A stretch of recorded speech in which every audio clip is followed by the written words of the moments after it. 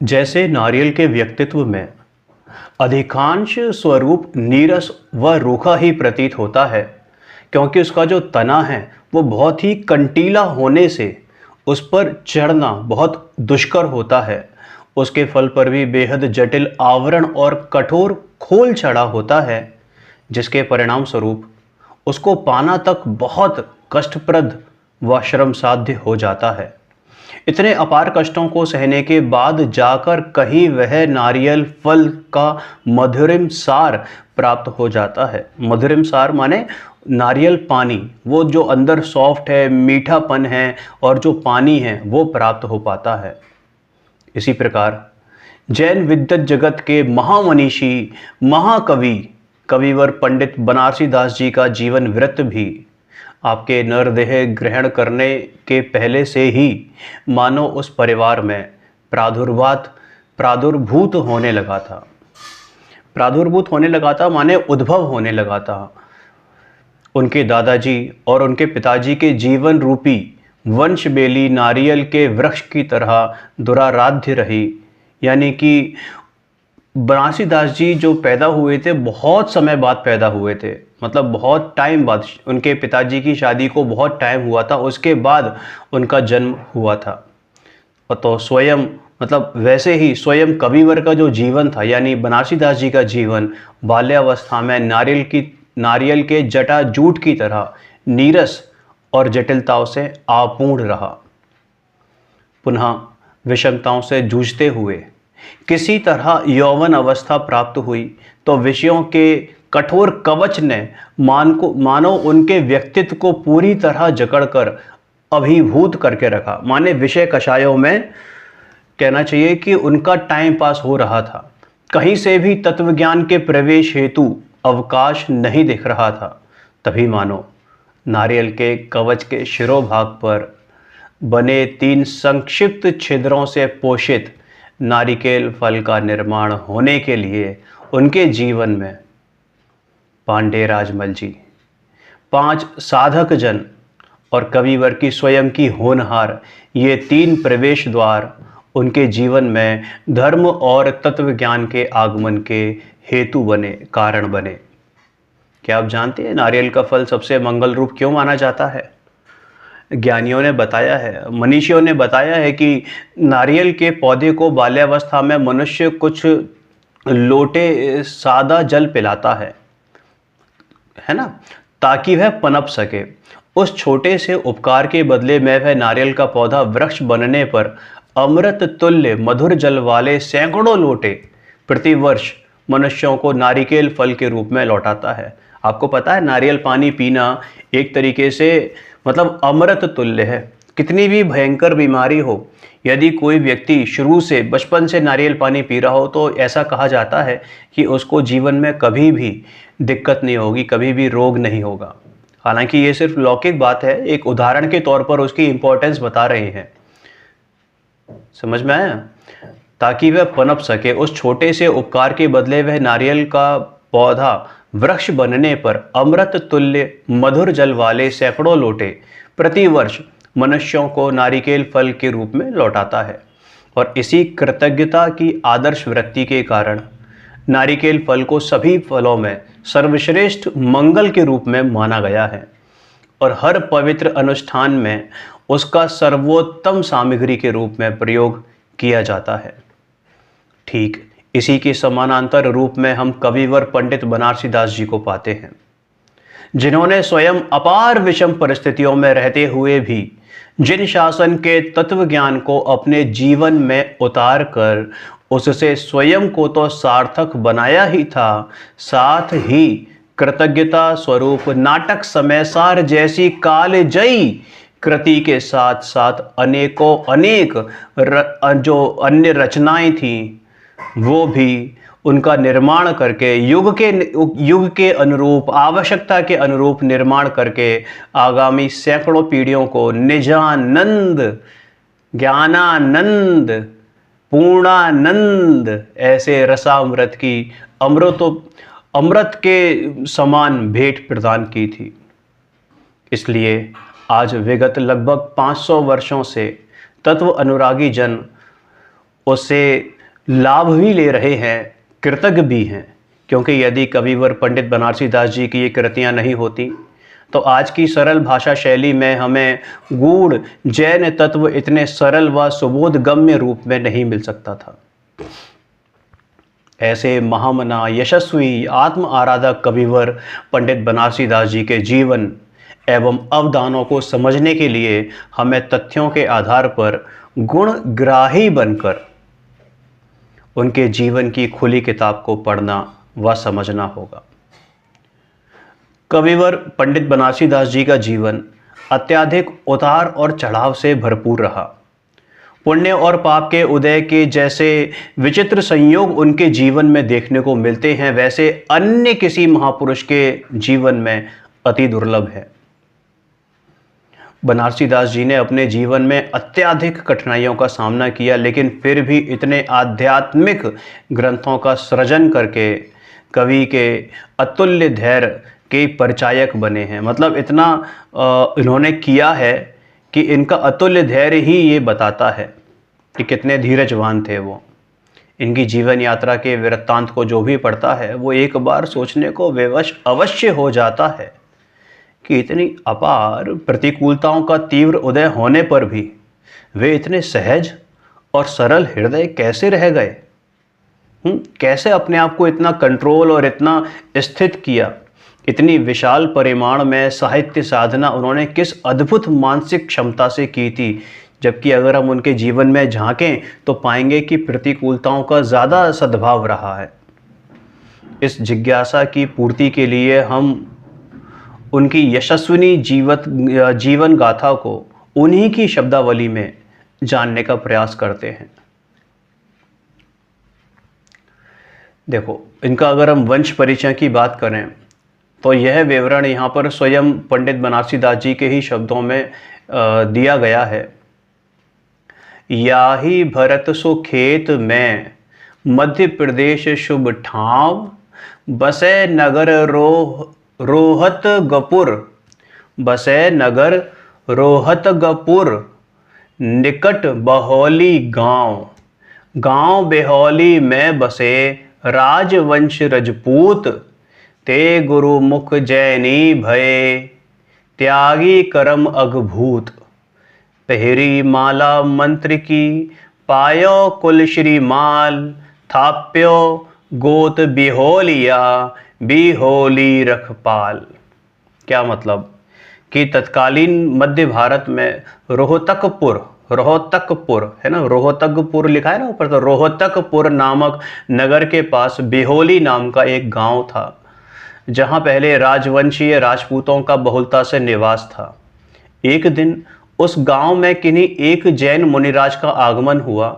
मुनिराज के जीवन चरित्र और सरल स्वभाव एवं उपदेशों से प्रभावित होकर वहां के सभी लोगों ने जैन धर्म को अंगीकार कर लिया और डमोकार मंत्र की माला धारण कर अपने गांव के नाम पर अपने गोत्र का नाम बिहोलिया रख दिया।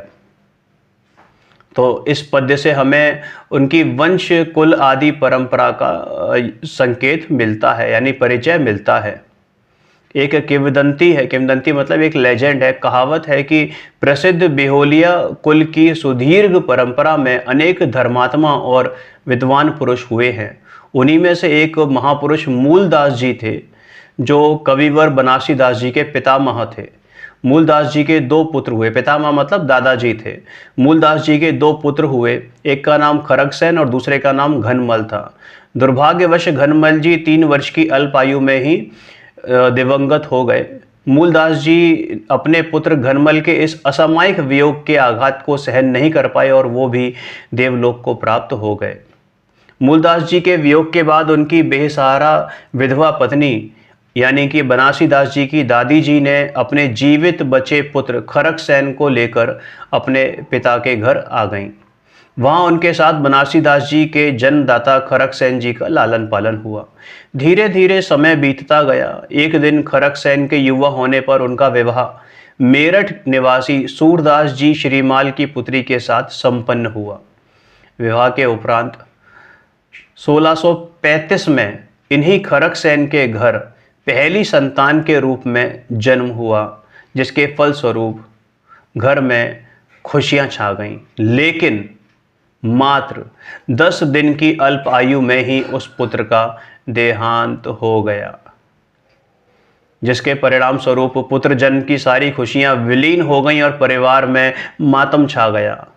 इसके कुछ समय बाद तक वंश वृद्धि की कामना पूरी नहीं हो सकी, और यहाँ कुछ समय का मतलब 2-4 साल नहीं, बहुत साल तक, है ना। और वह ऐसा समय था जब विवाह के उपरांत यदि संतान, और वह भी विशेषतः खास तौर से पुत्र ना हो जाए तो बहुत लोग सुनाते थे, लोक अपवाद होते थे। यह एक विकट मनोवैज्ञानिक संकट की स्थिति थी जिससे बनारसीदास जी के पिता खड़गसेन भी अछूते नहीं थे। उस समय भारतीय जनमानस में अनेक तरह के अंधविश्वास व्याप्त थे, जिसमें रागी, क्षुद्र व कल्पित देव यानी व्यंतर देवों से मनोकामना पूरी करने के लिए अनेक प्रकार के अनुष्ठान व मनौतियाँ करना शामिल था। ऐसी ही मनोकामना लेकर संवत 1637 में खड़गसेन जी ने पुत्र प्राप्ति की इच्छा से सती की यात्रा की, ताकि उनकी मनौती करके अपने घर में कुल दीपक प्राप्त कर सकें। कोई मनोकामना नहीं हो रही हो, आप किसी सती के यहाँ चले जाओ, उनको मानने लगो, देवी दाड़ों को मानने लगो, वो आपकी मनोकामना पूरी कर देंगी। ये अंधविश्वास आज से नहीं है। आपने देखा ना कि 500 साल पहले भी ये विश्वास अंधविश्वास था। वास्तव में ये एक तरीके से विष समान है, ताकि अब बात आगे बढ़ाते हैं कि वो उनके पास सती की यात्रा क्यों करी, ताकि उनको पुत्र की प्राप्ति हो। लेकिन दुर्भाग्यवश इस निमित्त जाते समय रास्ते में वे चोरों के हाथ अपना सब कुछ लुटा बैठे। मतलब वो वहाँ पर जा रहे थे, सती के पास जा रहे थे, लेकिन रास्ते में चोरी हो गई और सब कुछ खो गया। इस बात का उल्लेख पंडित बनारसीदास जी की ऑटोबायोग्राफी अर्धकथानक में मिलता है। आपको मालूम है अर्धकथानक क्या है? अर्धकथानक इस पूरे विश्व की सर्वप्रथम ऑटोबायोग्राफी कही जाती है, यानी कि जीवन चित्रण, जो स्वयं बनारसीदास जी ने अपना लिखा था। और अर्धकथानक नाम क्यों दिया? क्योंकि उनको लगता था कि अभी ये मेरा आधा जीवन हुआ है और आधे जीवन का रह गया है, तो उन्होंने लगभग 50 से 55 वर्ष की आयु के बीच में ये अर्धकथानक लिखा था। और बड़े अचंभे की बात है कि उनकी जो आयु थी वास्तव में 105 और 110 वर्ष के आसपास थी। मतलब वास्तव में उनको ये अंदाज़ा था शायद कि मेरी आयु आधी रह गई है। देखो उनके अर्धकथानक में ये बात कैसे है, इस अंधविश्वास के बारे में बात हो रही है। तो क्या कहते हैं वो कि जो उनके पिताजी भी गए थे ना, तो वहाँ कैसे क्या हुआ कि गए होते मांगन को पूत, यहू फल दीनो सती अऊत, तऊ ना समझे मिथ्या बात, फिर मानी उन्हीं की बात, प्रकट रूप देखें सब सोग, तऊ ना समझें मूर्ख लोग। मतलब अपने माता पिता तक को वो जो है इस बात के लिए मतलब बोल रहे हैं कि भाई ये सब मिथ्या दृष्टि लोग हैं, मूर्ख लोग हैं। जो विवाहिता स्त्री अपने पति के दिवंगत होने पर तात्कालिक सामाजिक एवं पारिवारिक परिस्थितियों के कारण पति की मृतदेह के साथ ही उसकी जलती चिता में अपनी आहुति देकर सजीव आत्मदाह कर लेती थी, उसे भारतीय जनमानस में सती कहकर महिमा मंडित करता था। और यह कुप्रथा स्वतंत्रता प्राप्ति के बाद तक कुछ समय तक भारतवर्ष में प्रचलित रही। कुछ समाज सुधारकों ने अपार संघर्षों के बाद इस कुप्रथा का उन्मूलन किया। उस सती के चिता स्थल या आत्मदाह स्थल को लोग सती का चौतरा नाम से जानते थे, और उसकी आत्मदाह तिथि पर मतलब मेला यात्रा जैसे आयोजन करके उसे महिमा मंडित करते थे। और लोग बाग अनेक मनौतियाँ करके, है ना, ग्रहित मिथ्यात्व का पोषण करते थे। और वही बनारसीदास जी ने यहाँ पर लिखा है कि मनुष्य के परिणाम कितने विचित्र होते हैं कि दुख और निराशाजनक फल देख लेने पर भी इसका लोभी मन नहीं मानता है। इतनी दुर्दशा होने पर भी पुत्र लाभ की अदम्य आकांक्षा ने खड़गसेन जी को इस मिथ्या मान्यता के वशीभूत बनाए रखा।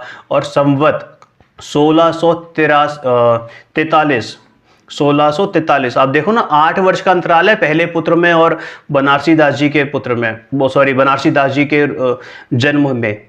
1643 में पुनः पुत्र लाभ की आकांक्षा में खड़ग सेन ने सती की यात्रा की और संयोगवश, अब ये संयोगवश है ना, ये सब अपने अपने स्वतंत्रता है प्रत्येक चीज की। उनका ऐसा आयु का होना था, बनारसी दास जी का आना था, ठीक है ना, और वहां पर उन्होंने वहां पर यात्रा करनी थी। ऐसा संयोग बना कि इस बार उनकी इच्छा पूरी भी हो गई, क्योंकि कोई भी कार्य होने में पांच समवाय चाहिए होते हैं, और वो पांचों समवाय वहां पर मिल गए। और जीव क्या समझता है कि उसके कारण से ये कार्य हुआ है। इस प्रकार खड़ग सेन जी के विवाह के 8 वर्ष के पश्चात इनके घर पर पुनः एक बेटे का जन्म हुआ, जिसका अपार उत्सव उन्होंने परिवारजनों व इष्ट संबंधियों के साथ मनाया। यही पुत्र आगे चलकर कविवर पंडित बनारसी दास जी के नाम से जैन मनीषा के अप्रतिम प्रतिमान के रूप में विख्यात हुआ। बनारसी दास जी ने इसी बात का खुलासा अर्ध कथानक में देखो क्या किया है, अपनी जन्म तिथि और जन्म नाम के संदर्भ में। संवत 1643, तेताल मतलब 43, संवत 1643 माघ मास सित पक्ष रसाल, एकादश वार रविनंद, है ना, रविवार था, एकादशी वार रविनंद, नखत रोहिणी वृषको चंद, रोहिणी तृतीय चरण अनुसार खड़ग सेन घर सुत अवतार, दीनो नाम विक्रमाजीत, गावही कामिनी मंगल गीत। मतलब उनके बचपन का नाम, पैदा होने के बाद का नाम विक्रमाजीत था, है ना। 1643 में वो पैदा हुए थे, माघ मास की शुक्ल पक्ष की एकादशी तिथि को, रविवार के दिन, जब रोहिणी नक्षत्र का तृतीय चरण चल रहा था तब, है ना। अब बनारसी दास जी नाम कैसे पड़ा कि जब बालक विक्रमाजीत 6-7 महीने का था, तब खड़ग सेन जी परिवार सहित पार्श्वनाथ जी की जन्मभूमि की वंदना हेतु काशी पधारे। वहां पर उन्होंने जन्मभूमि के जिन मंदिर में बड़े भक्ति भाव से पूजन किया और बालक को प्रभु के चरणों में रखकर उसके दीर्घायु होने की प्रार्थना की। कहते हैं ना कि दूध का जला छाछ को भी फूंक फूंक के पीता है, तो अपने एक पुत्र को वो गंवा चुके थे, तो अब उनको भय था कहीं ये पुत्र भी मेरे हाथ से ना निकल जाए, तो फिर डर के चक्कर में उन्होंने वहां पर ऐसा किया। यही बात बनारसी दास जी क्या बोलते हैं, चिरजीवी की जय यह बाल, तुम शरणागत के रखपाल, इस बालक पर कीजय दया, अब यह दास तुम्हारा भया। उस समय वहां पर जो है ना मंदिर के पुजारी जी खड़े थे, तो उन्होंने खड़ग सेन जी के भोलेपन को देख लिया, भांप लिया, और उनके भोलेपन पर अपनी जो है ना इंपॉर्टेंस सिद्ध करने चाहिए, अपनी महत्ता सिद्ध करनी चाहिए, और वह बनावटी ध्यान लगाकर बोले, कौन, वो पुजारी, कि भगवान पार्श्वनाथ के यक्ष ने मुझे ये संकेत दिया है कि ये बालक दीर्घायु होगा, लेकिन इसके लिए तो मैं इस बालक का नाम भगवान पार्श्वनाथ की जन्मभूमि बनारस के नाम पर रखना होगा। जो प्रभु पार्श्व जन्म को गांव, सो दीजे बालक को नाम, तो बालक चिरजीवी होए, यह कही लोप भयो सुर सोए। लोप है ना, यह कही लोप भयो सुर सोए। कुटिलमती पुजारी की इस मायामयी बात को सही मानकर खड़ग सेन जी ने अपने उस पुत्र को दीर्घायु होने की अभिलाषा में उसका नाम बनारसी दास रख दिया। धीरे धीरे दूज के चंद्रमा की तरह यह बालक बढ़ने लगा, लेकिन पूर्व कर्मोदय वश 5 साल की अल्प आयु में बनारसी दास जी को संग्रहणी नाम की बीमारी ने घेर लिया। 1 वर्ष तक भारी वेदना सहकर ठीक हुए कि शीतला, जिसे हम आजकल चेचक या चिकन पॉक्स कहते हैं ना, मीजल्स भी कहते हैं, ठीक है ना, तो वहां पर ये हुआ। इस प्रकार लगभग 2 साल तक भयंकर वेदना में उनके बीते।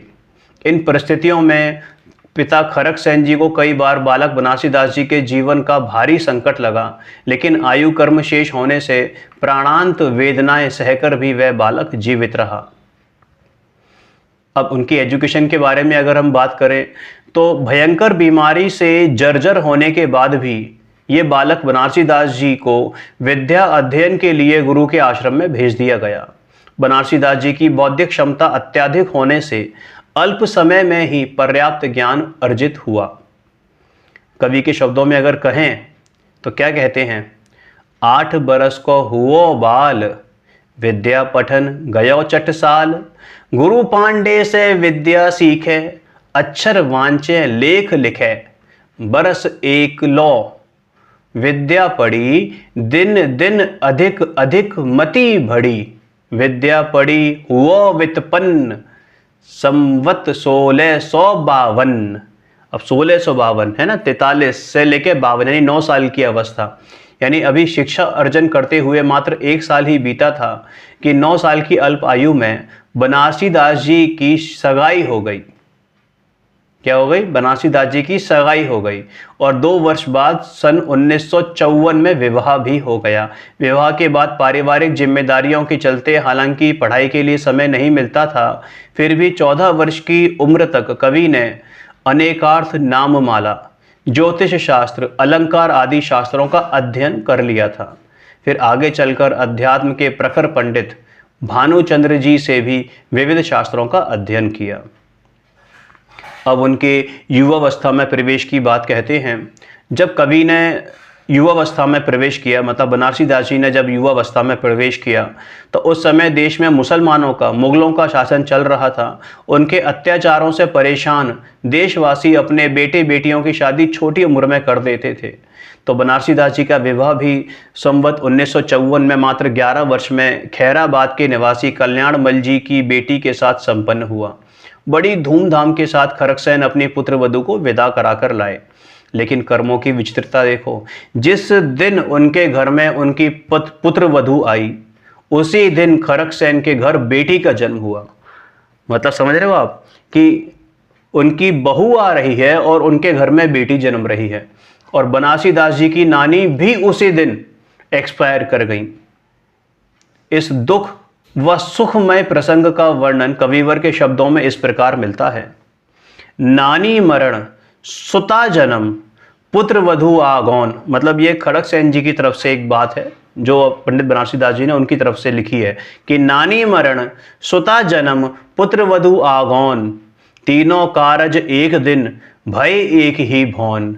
यह संसार विडंबना, देख प्रगट दुख खेद, चतुर चित्त त्यागी भय, मूड ना जाने भेद। समझ में आया? थोड़ा सा इसको अगर आप सुनोगे ना तो आपको समझ में आएगा कि ये वास्तव में भेद विज्ञान कराने वाली कहना चाहिए स्टोरी है, और ये जो श्लोक है ये भेद विज्ञान कराने वाला दोहा है। ये विवाह के पश्चात जिम्मेदारी के चलते पढ़ाई तो लगभग बनारसी दास जी की खत्म ही हो गई थी।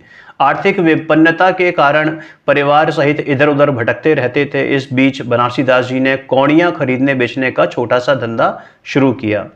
इस समय तक बनारसी दास जी लगभग 14 साल के हो चुके थे और इकलौते पुत्र होने के कारण माता पिता के लाडले भी थे।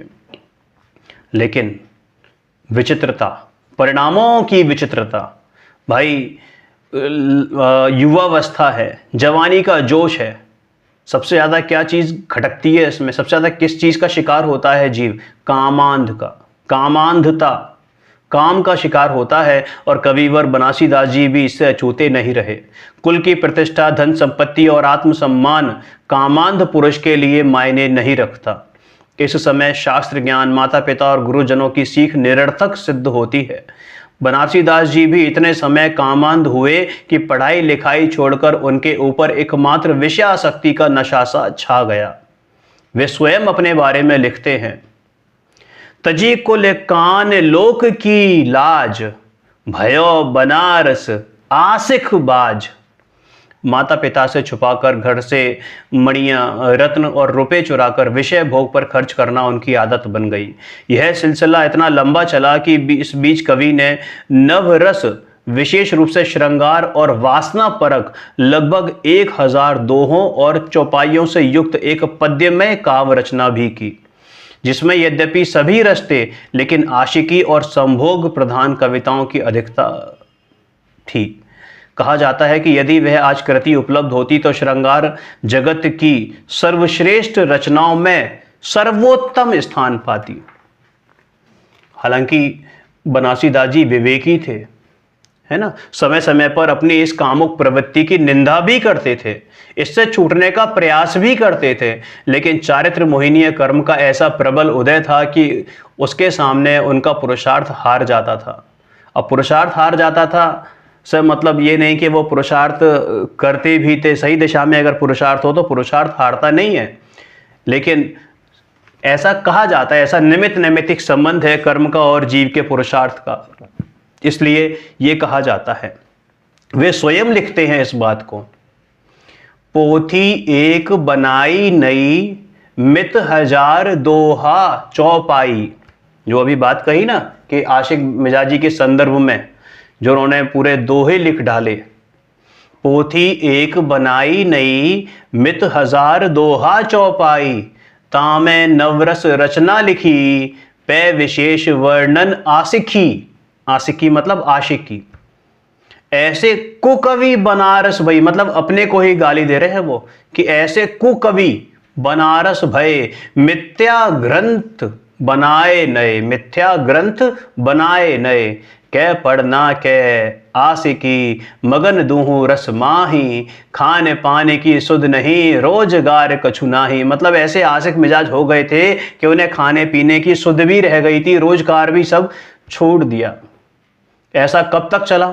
तो स्वयं बनारसी दास जी कहते हैं कि ऐसी दशा बरस द्वय रही, मात पिता की सीख ना गही, करी आशिकी पाठ सब पढ़े, संवत 1659।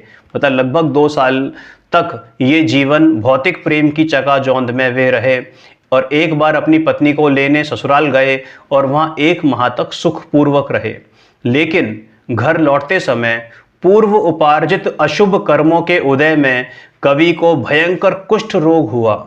रसिक हृदय बनारसी दास जी का सुंदर शरीर रोग की दुर्गंध से भर गया। अंग अंग में विस्फोटक अर्थात बदबूदार फोड़े हो गए। सभी संबंधी उनसे दूर हो गए। केवल उस समय उनकी पत्नी और उनकी सास उनके पास थी, जिन्होंने उनकी भरपूर सेवा करी। कविवर बनारसी दास जी कहते हैं, भयो बनारस तन कुष्ठ रूप सरसंग, हाड़ हाड़ उपजी विधा, केस रोम भ्रुव भंग, विस्फोटक अगणित भय, हस्त चरण चौरंग, को नर साला ससुर, को नर साला ससुर, भोजन कर ही ना संग। मतलब कोई भी आदमी, कोई ना कोई साला ना ससुर, कोई उनके साथ भोजन नहीं करता था। ऐसी अशुभ दशा भई, निकट ना आवे कोई, केवल सासू और विवाहिता करही सेवतिये दोई। जल भोजन की लेही सुध, देही आन मुख माही, ओगद लिया वही अंग में, नाक मूंद उठ जाही। मतलब विचार कीजिए उस समय कवि की कितनी असहनीय और वेदना से भरपूर भयानक स्थिति रही होगी।